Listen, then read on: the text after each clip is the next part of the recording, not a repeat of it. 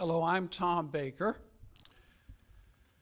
Here we are under hardship. But most spiritual breakthroughs come under hardship. Things get bad, then things turn holy. St. Francis of Assisi was recuperating after going to war when he got his call to renew the church. Inspired by Jesus on the cross, St. Francis gave himself to the poor of the world. Eckhart Tolle was severely depressed when one day he realized his own thinking was driving him crazy. He went from feeling powerless to enlightenment in the power of now. The modern mystic Byron Katie was so depressed that she slept on the floor, believing that she was not worth sleeping in a bed. It was only in that depression that she discovered the questions that would deliver her from the ordinary despair of the unexamined life. It is in a time like this when we can be more aware of God searching for us. Yes, we are not only searching for God, but God is searching for us. In the last 2 weeks, we have been told to stay home and not visit in groups. The COVID-19 virus has given us, paradoxically, the gifts of silence and aloneness. God contacts us when our minds are quiet, not preoccupied with distractions, and often when we are alone in the desert of solitude. During the summer before my ordination to the priesthood, I spent 2.5 months in a Trappist monastery in silence and in prayer. It was both the loneliest and the most enriching time I've ever spent in my life. I had to get used to being by myself, not talking to anyone, except at meals in the guest house when I mainly listened. My thoughts became loud in my head. I noticed that I thought of the future in terms of disaster. I thought of other people in terms of criticism and blame. I was shocked at how fearful and angry my thoughts were making me. Then, desperate to escape my chaotic mind, I began to concentrate on nature. I noticed how still the trees were and how silent. How noisy the corn was with all the bumblebees and the breeze blowing through the stalks. How confident the flowers were. How very calm nature in general is, accepting of itself just as it is, humble and strong. Nature is patient. It awakens and sleeps in the cycles of day and night without protest. As I sat beneath a great oak tree and felt its rooted wisdom, I realized that it was I who had made myself a stranger to nature, and my mind began to grow calm and quiet, like a pond in the morning. Over the days and weeks, as my mind slowed down, my thinking became more gentle, more tolerant of others' mistakes and shortcomings. In the prayer stall beside me was Father Louis. He sang everything off key. First, I found him annoying, but after a while, I heard his sincerity in his singing and wished I had his enthusiasm. After 2 months of quiet, a priest friend of mine came to visit me at the monastery. We drove into Atlanta on a Monday morning. This trip into a big city was to change forever how I saw people. As we drove into the city, I noticed how stiffly and awkwardly people were moving and how much in a hurry they all were, as if driven by some invisible force. Their faces were contorted, their eyes staring straight ahead. The whole city appeared to be panicking. I turned to my friend and asked with some alarm what was happening. He replied, "Well, nothing's happening. It's just rush hour. Everybody's hurrying to work."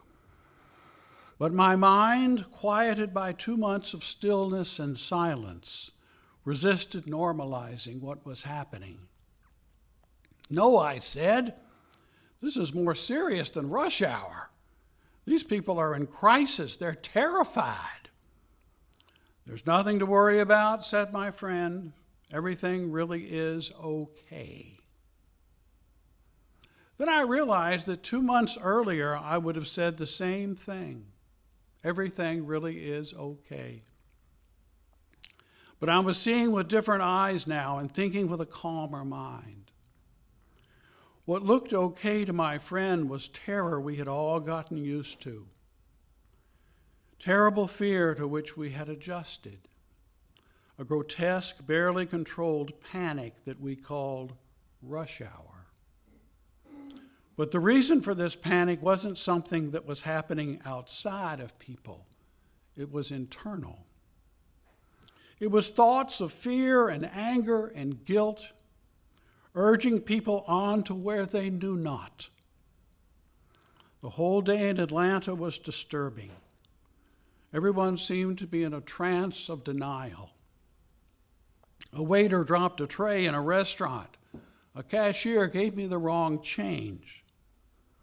We went to see the movie Jaws 2, and I got sick at my stomach watching sharks attack and eat teenagers, all for our entertainment. I was relieved to return to the solitude and quiet of the monastery. After I left the monastery at the end of the summer, it took me 6 months to get back to my normalizing eyes and ignore a terrified world.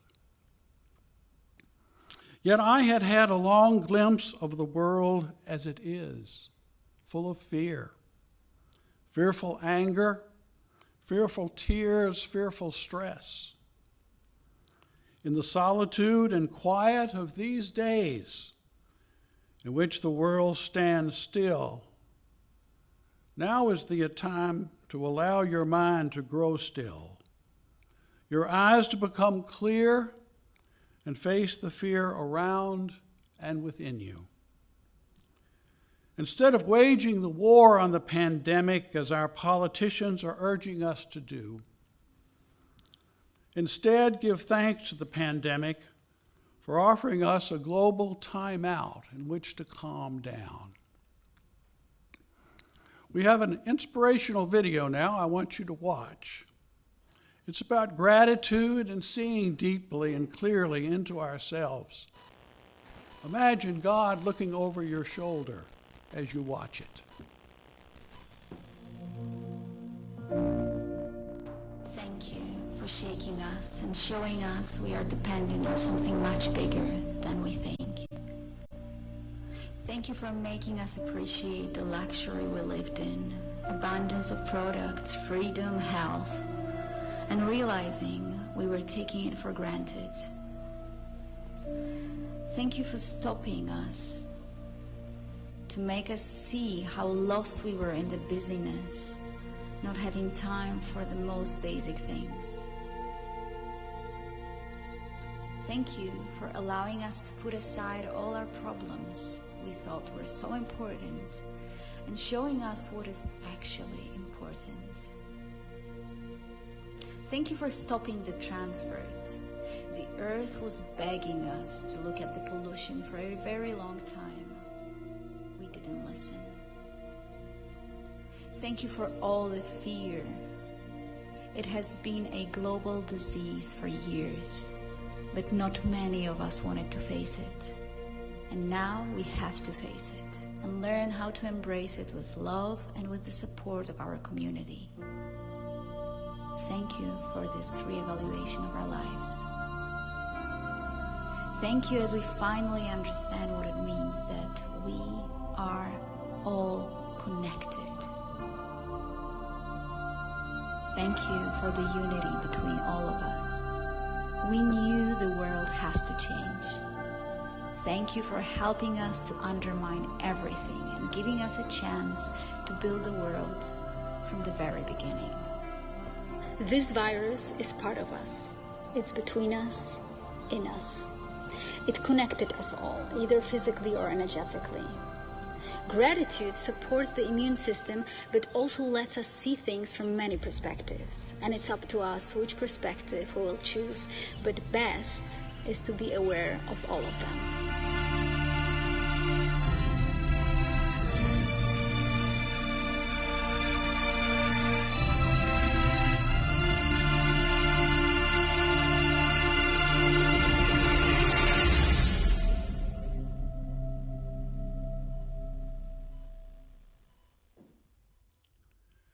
Now, God did not cause the coronavirus. COVID-19 is not God's plague to bring us to our knees. God abhors sickness. That's why Jesus was a healer. But the Holy Spirit uses everything it finds in the world to bring the awareness of love to the world.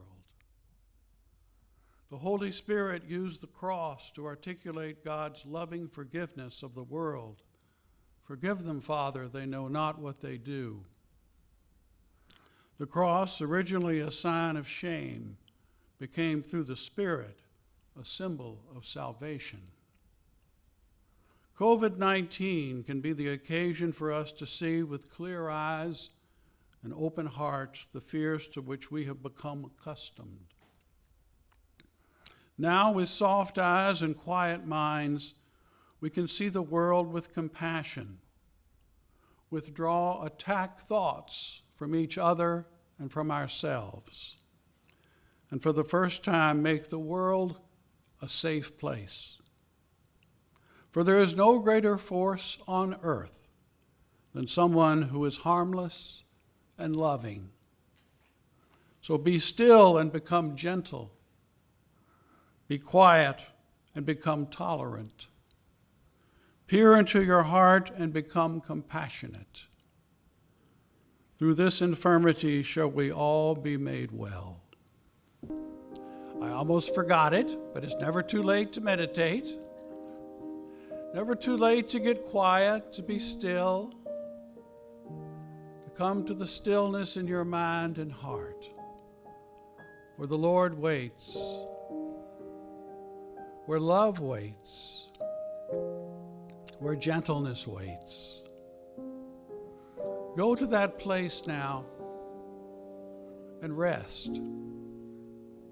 Rest from a world that makes demands, a life that's unpredictable, people that surprise you.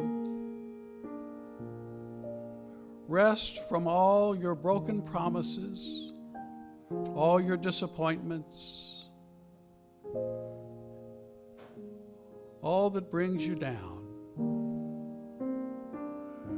Rest in that magnificent sense of love and peace, where God is present, where God is smiling upon you. And know in this silence that all is well.